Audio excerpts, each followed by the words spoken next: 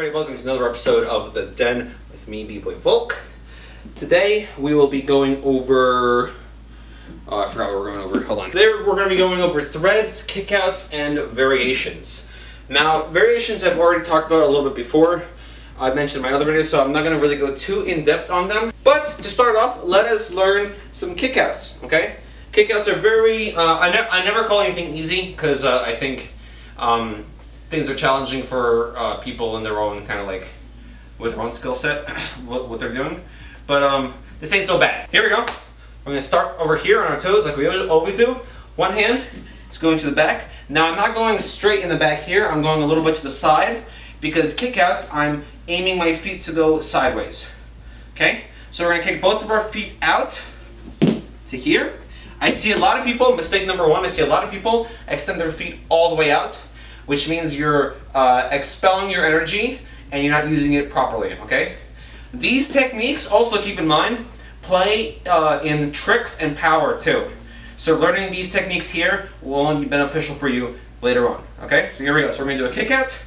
Both our feet is aiming this way, kick out, and then we're gonna come back. Now we're gonna switch our hands. We're gonna go this way, kick out, come back. And that's it. Now, the move itself is simple, but this is where my idea of variations come in. So, variation is basically taking an idea and putting your own spin on it.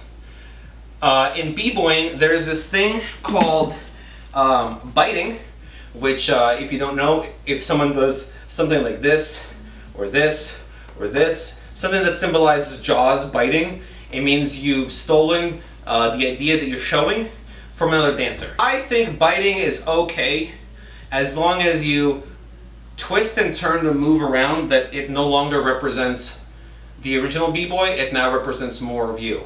Now I'm not saying you need to remove the move entirely. Like if someone does like a Hong 10 freeze, right? If someone does like, or like a Halo freeze, and then like what does Hong 10 do? Like if he does like that move where he's like here and they he picks up and stuff like that. If someone did something like that, but then did like they did from here and they picked up, back down, picked up, then a spin, and then like something else, then you could see where the inspiration came from. And I think that's okay because that's still kind of paying homage. But straight up taking a move or a name is pretty whack. It shows like very low creativity in my book. And creativity is king. So, originality stands alone, and creativity is king. And then if you add a little bit of musicality in your creativity and your originality, be unstoppable. You'll be stoppable. Everyone's stoppable, but you'll be hard to take down. And that's the point here, right? You want to be a tough adversary. Because if you're pushing yourself and you're making yourself better, you will influence people around you, which in turn will make the scene better and make your community better. So you could also take a look at it in that perspective. Yeah?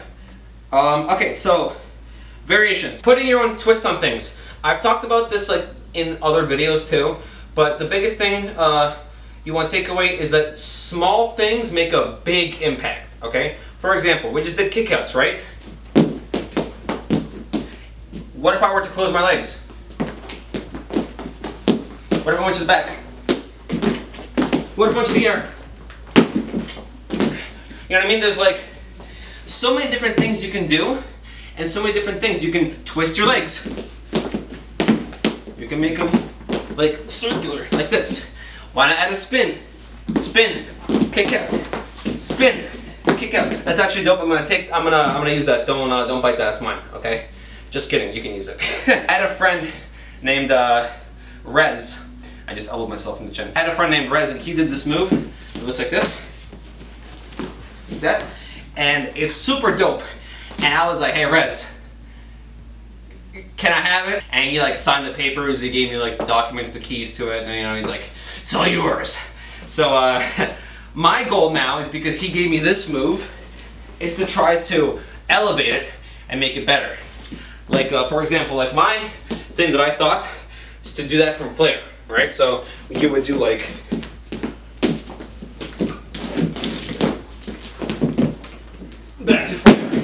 or something.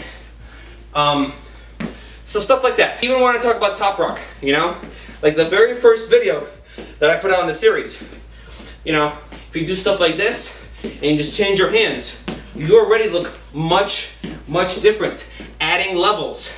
If we're up here, bring it down to here. Bring it down to here. Bring it up to here. You know, like, there's so many different things. You just have to be confident in what you put out there, because I understand, you know, putting your ideas, yourself out there, it's challenging. People can ridicule, but I think as long as you value and recognize your own worth, no one else can take that away from you. So as long as you come in with like a good mentality and a strong determination, you should be fine. You will be fine. What other people say doesn't really matter. Last thing I want to do before I leave you guys, talk about threads. Again, is more of like a thinking topic rather than a doing. A thread. So if we sit like this, and we take our right foot or our left foot, doesn't really matter, put it underneath this foot, take your other hand, the opposite of the leg you bent, and grab the tippy top of your toe. So you see here, I make a huge hole right here with my body. I'm going to take this leg, I'm going to lift it up, and put it through the hole while this is still holding my leg. That's a thread. If I do a thread, and I do something like this, it's not a thread. You broke the thread. The reason threads look cool is because we go from 1 to 2. So it has to be like a sharp motion, or you have to show the audience that you did the move that you want to do. You know, compare that to like, to here. You see? Threads are also universal. The best way to work on threads, you're sitting at home watching TV, doing whatever, you're bored. That's a hole. Oh, this is a hole right here. Is it not? Okay. This leg can go here and go to here. So, threads are more like a universal concept of you sit down and you think about it. But the best thing is not to just think about it, is to do. So when you're sitting down, just try to go through the motion of threading and just see exactly where you end up. Yeah, I think that's about it. I talked about variations, threading, kickouts, creativity. The one thing I really didn't mention is musicality, which I'll go over, I think, in season 2, because musicality is a very important aspect, but it's something that should be focused on last. Not last, but like, I don't think it should take the forefront. Like right now, I think you need to get your basics down and get a nice solid foundation, something to work with, and then once you have a few moves to play around with, then you can start experimenting with how to hit those moves to the beat, in my opinion. Thank you guys for watching again. Thank you for training. Thank you for sticking here with me. I'll see you next one. Bye.